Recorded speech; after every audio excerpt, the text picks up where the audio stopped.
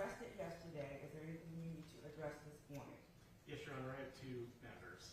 Okay, yes, sir. The first is that the court yesterday, as I understood it, we agreed to admit the full and unredacted interview between Dr. Farish and Dr. Parker. I needed time to just place that on a USB drive. I have done that. It's on Madam Clerk's counter there. I understood at the time that the court had admitted it, and I just needed to provide it. But if the court had not admitted it at that time, I am moving to reopen and admit it as Commonwealth 6. Any objection? Not any objection to reopening for the purpose of admitting that. That's it. Okay, so granted, Commonwealth is reopened, and we will admit it. Does Madam Clerk have it now? Yes, it's Okay. right there. All right, and this would be 6, Madam Clerk? Yes, ma'am. Okay, so admitted, and again, this is just the full video of what's already a redacted version in evidence. Okay, and now that that's done, do you rest again, Mr. Jenkins? Yes, we rest the reopened case, yes. Okay, and the second matter? The second matter, Judge, is just as a preliminary matter, I understand that the defense, pursuant to their own subpoenas, intends to call as their witness several witnesses that have already testified, including Ms. Zwerner, Ms. Kovac, Ms. Farish, Ms. West, perhaps others.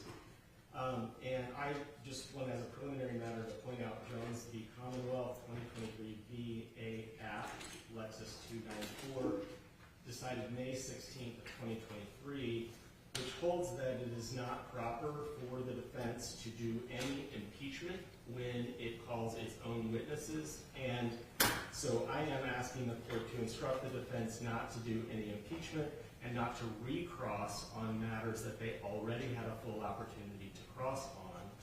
But I certainly would not object to them eliciting new in their client's favor from those witnesses. But in terms of recrossing witnesses they've already crossed, that would not be proper to hear pursuant to the defense subpoena.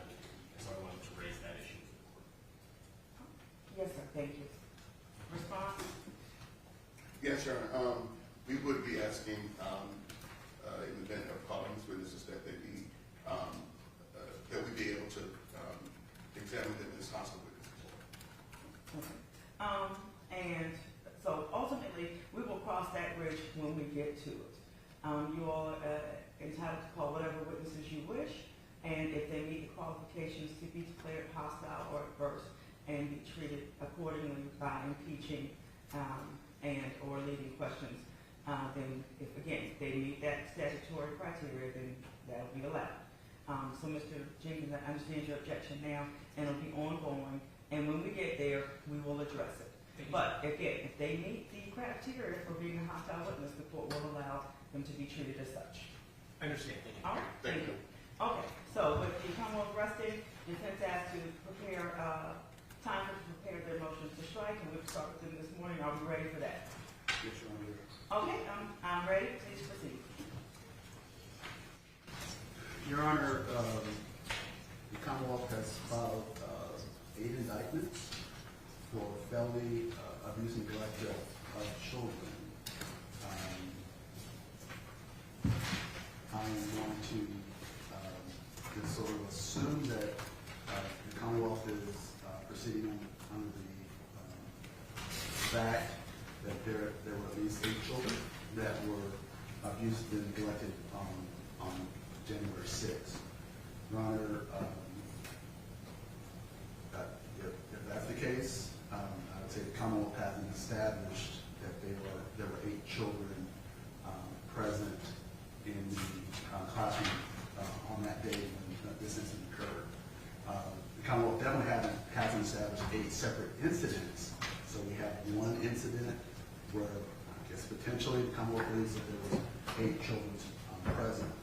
But the Commonwealth did not present the names of 8 individual children that were in class that day. They presented no roster or role that was confirmed by any employee that was on staff that day. And more importantly, the Commonwealth is required, I'll just read the jury instructions. defendant's charged with the crime of child abuse and neglect, Commonwealth must prove beyond reasonable doubt due to the following elements of evidence. And I know at this point where it's likely favorable to the defendant was a parent, guardian, or other person responsible for the care of whoever these children are, these unnamed children, and that these unnamed children, this unnamed child or children are or were under the age of 18. There was no testimony that any individual child that was present in the classroom by name was under the age of 18.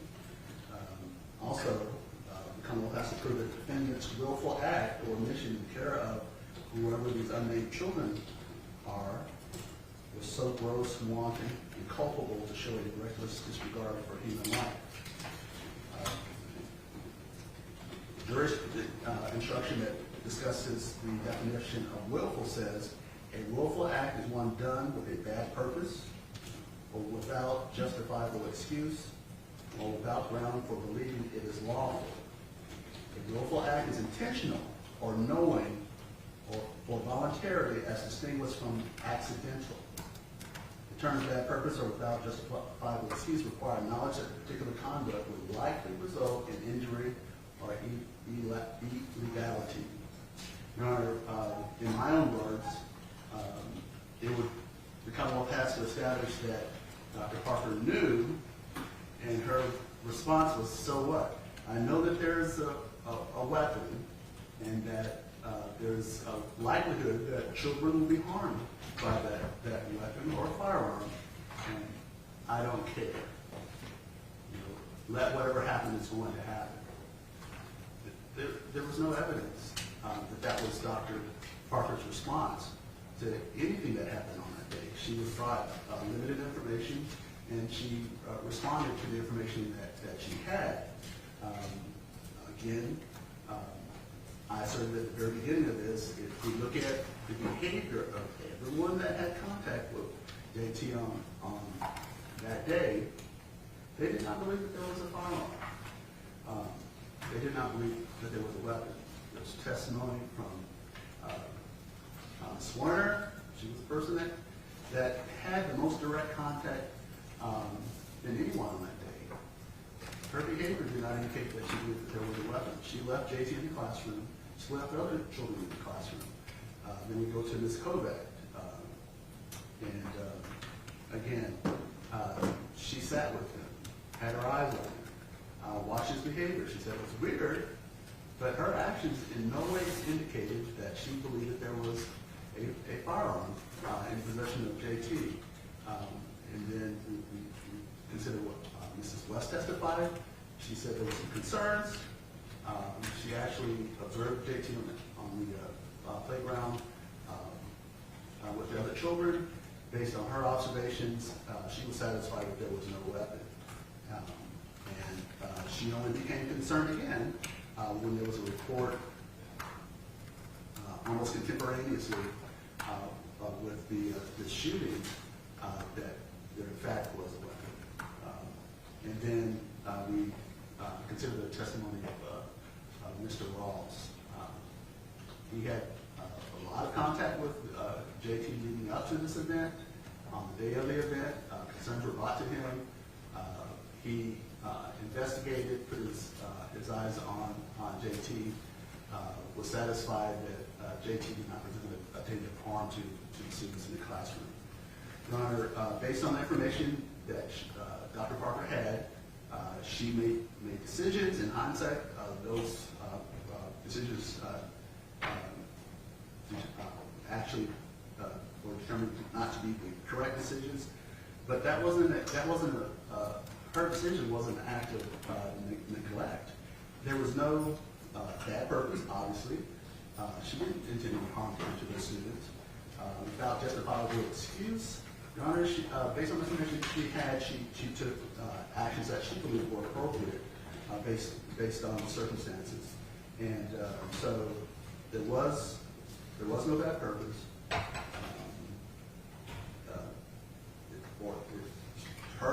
There's really no excuse that we're trying to say other than she did not believe that there was a weapon, so that explains her conduct on that day.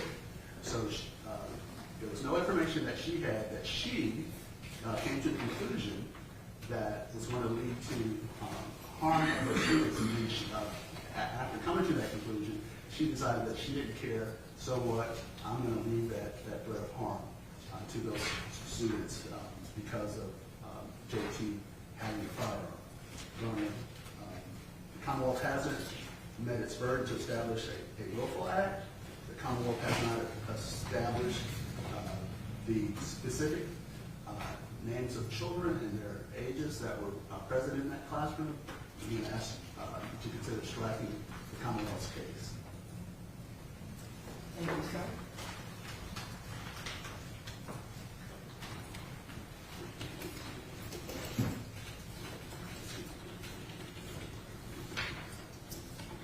Just a moment. Yes, sir, please.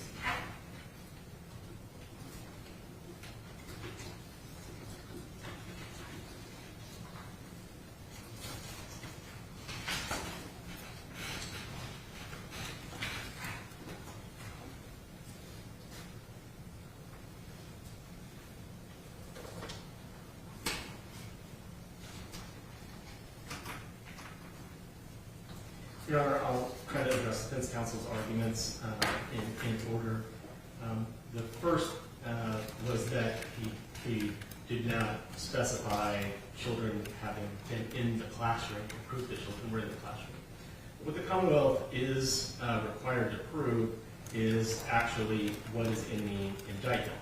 And what's in the indictment is being a person responsible for the care of students under the age of 18 at Richneck Elementary School.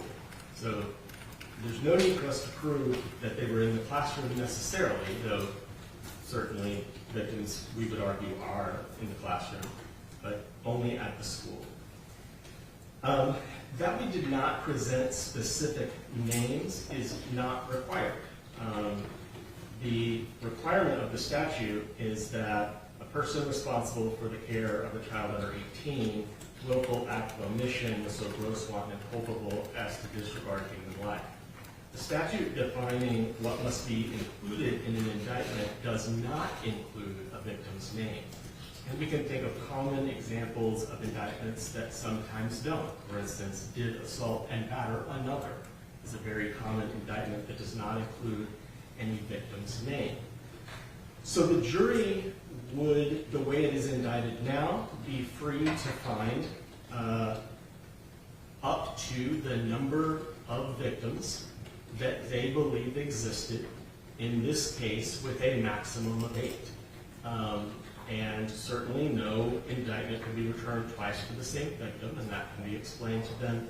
But at the end of the day, the jury is the fact finder, and they can decide whether what number of victims there were, if any. And so we think it is inappropriate to try to narrow that to specific names, but rather that the jury can decide based upon the evidence that they have how many to return or to return none.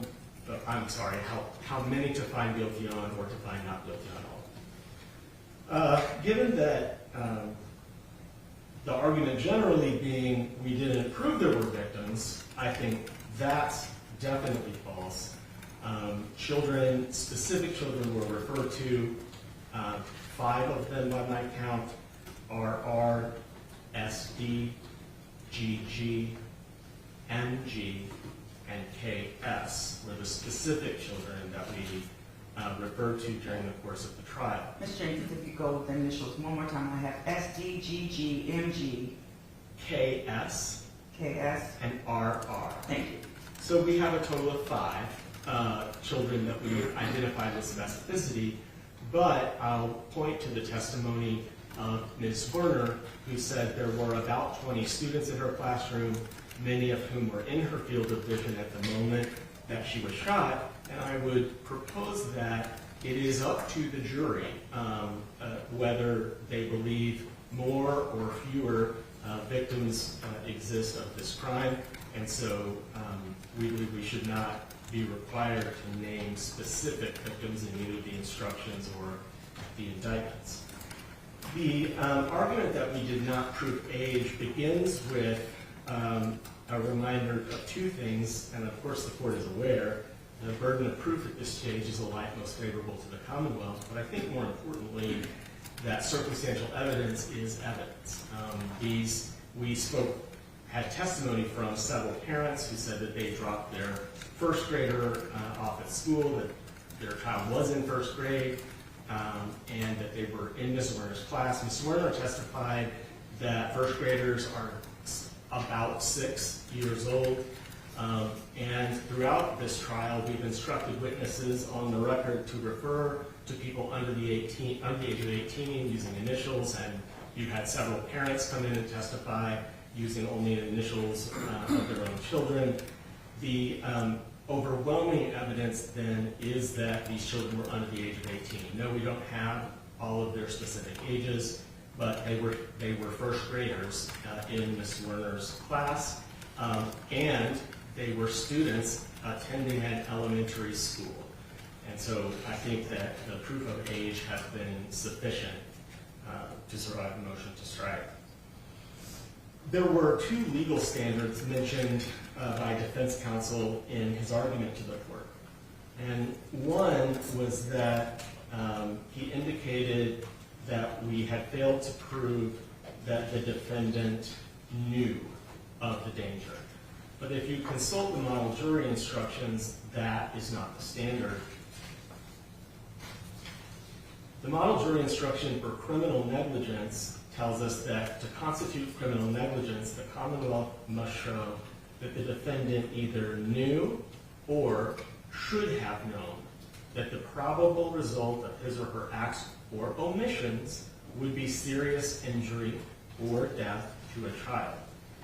Given that, the correct standard for the court to apply is not that Dr. Parker knew there was a danger necessarily, but that she should have known of the danger.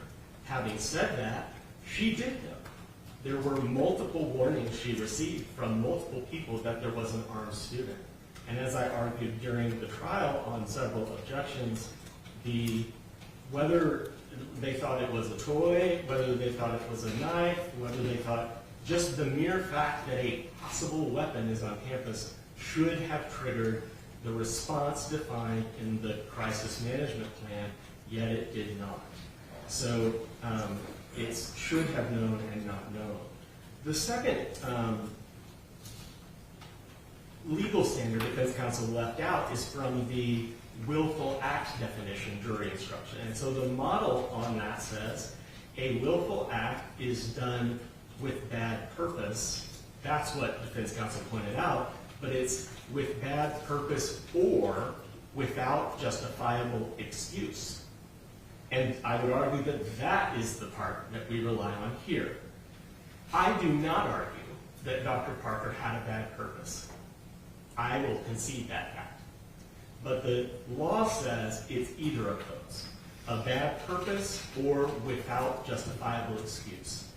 And I certainly do believe the evidence has shown that she willfully omitted acts that she should have done, and that she had no justifiable excuse for that willful omission. And given that, Judge, I ask you to deny the motions to strike. Thank you, sir. This is the defense motion, so they can have the last word. Anything additional? Just want the court to keep in the forefront, again, the actions of everybody. Nobody acted as if there was a actual firearm. Not following school policy doesn't result in a criminal allegation. There were acts that should have been done, definitely in hindsight, but based upon information that Dr. Parker had, she did not willfully take any action, or there was no willful omission on her part to put these children in harm. Again, mistakes occurred, but there was definitely no criminal intent. And I would submit that her actions in the end were not criminal. It was just that at the most it was a lapse of judgment. Somebody makes a mistake, that should not result in felony allegations or definitely felony convictions. So omitting a step in a school policy should not be considered to be a crime. She acted upon the information that she had. She took the steps that she thought were necessary. She did not believe that there was a gun. Nobody that was there acted as if they believed that there was a gun. And I'd ask that you find the Commonwealth, even at this stage, and like most members of the Commonwealth, has not established a willful act or remission. And definitely the Commonwealth, I think, is conceding that there has been no specific proof of the age of any child that was in the classroom.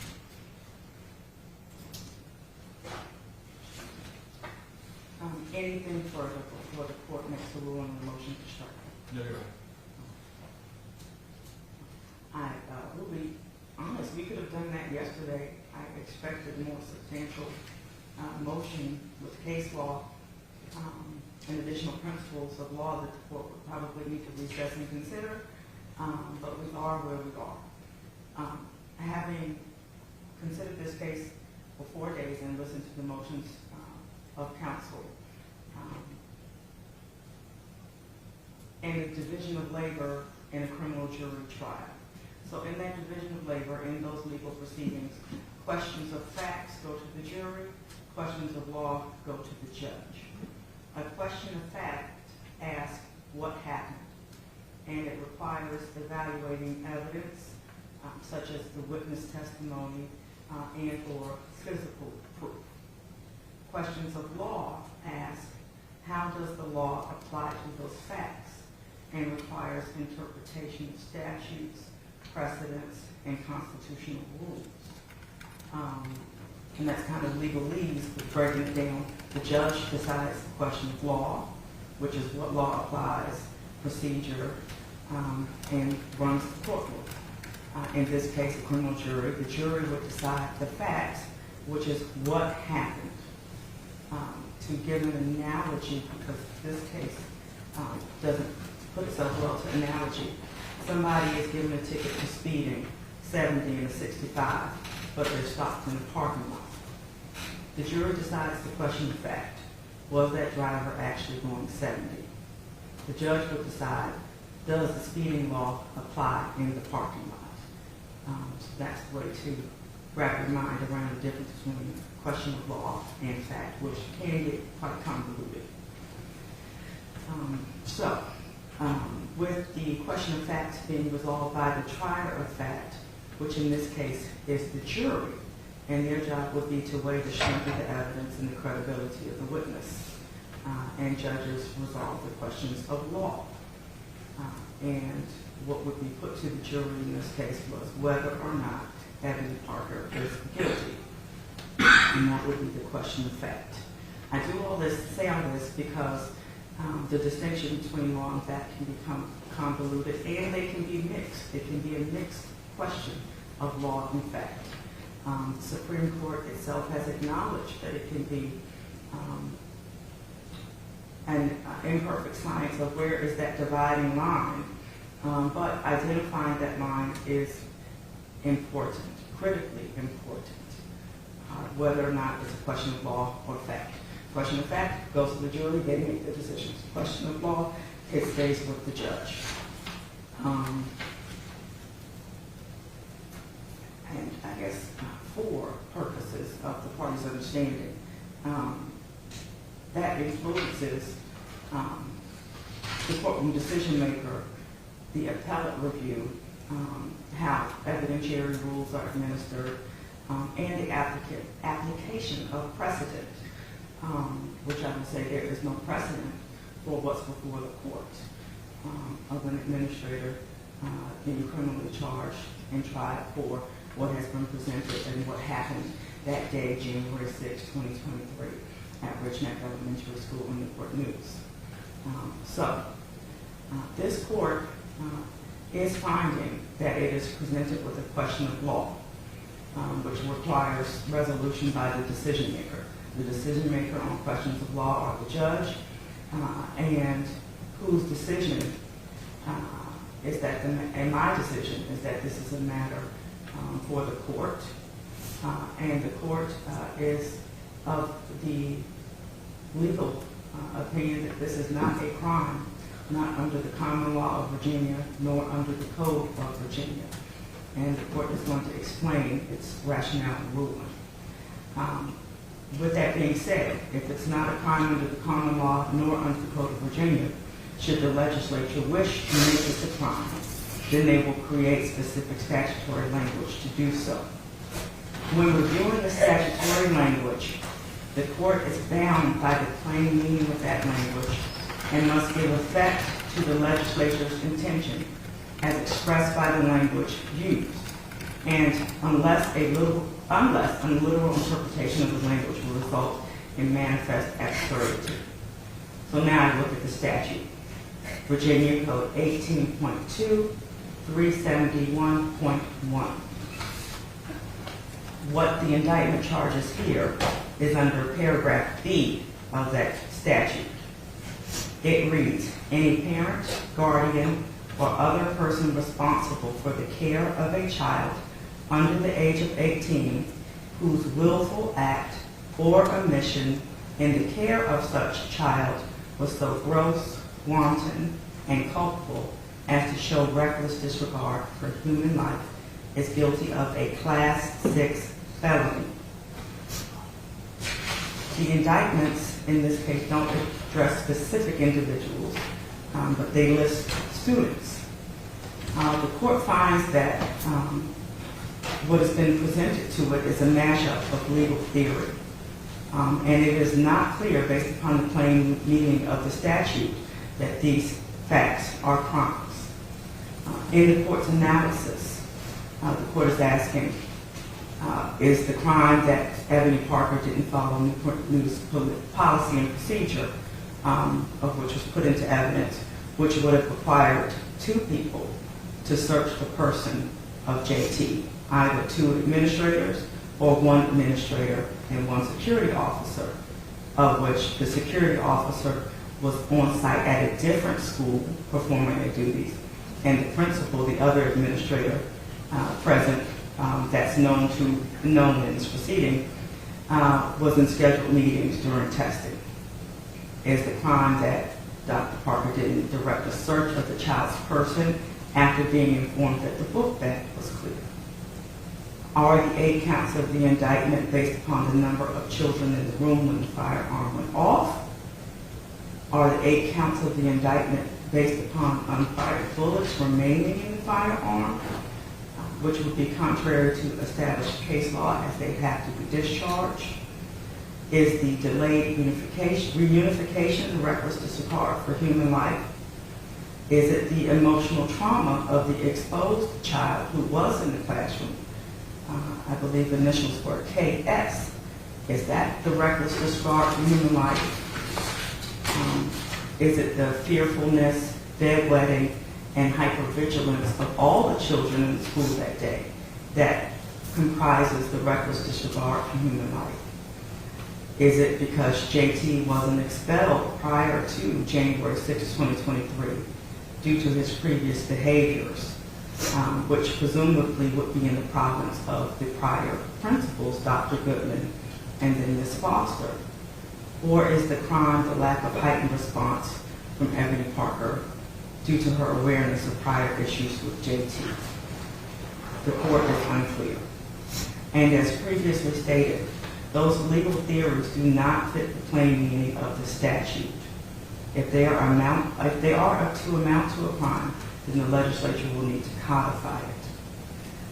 Therefore, I do grant defense motion to strike in whole on all counts, all 8 counts of felony child abuse and endangerment under indictment CR, the indictment number 24999-541-01-08. So those matters are dismissed. I want to add My ruling today is based upon legal principles only. It is inappropriate for me to give my personal thoughts or express sympathy or concern, but it's understanding what happened that day was awful, that was agreed upon by all. The criminal matter before me does not call for me to discuss the Newport News school system or make political observations, and I will not comment on optics or engage in speculation. For the media, who has contacted this court constantly over the past 2 weeks, there will be no further comment from this court, except to commend the attorneys on both sides, Mr. Jenkins, Mr. Rogers, and Mr. Teague, for zealously advocating their respective positions and treating this forum with the utmost decorum.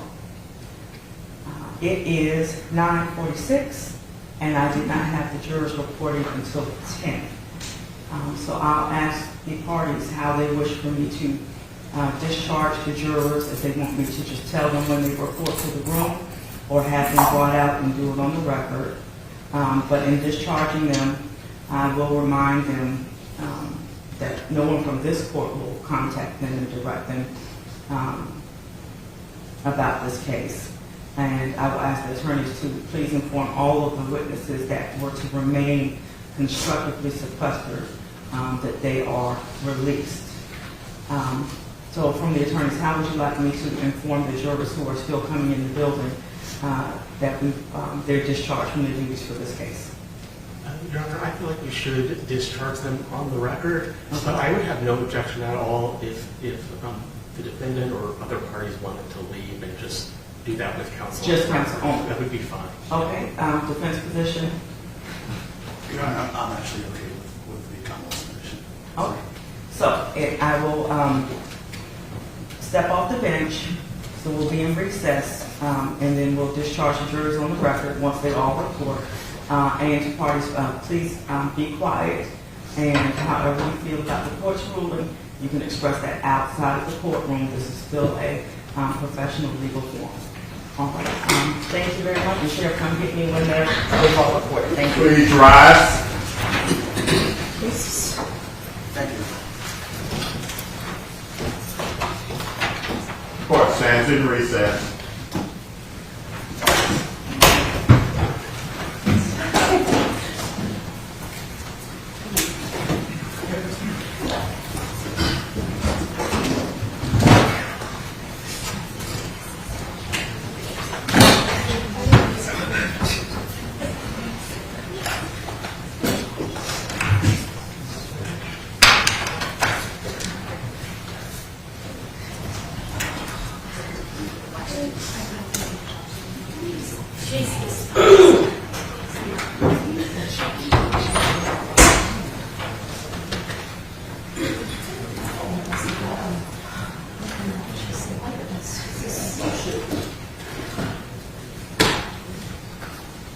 We should mute the speakers.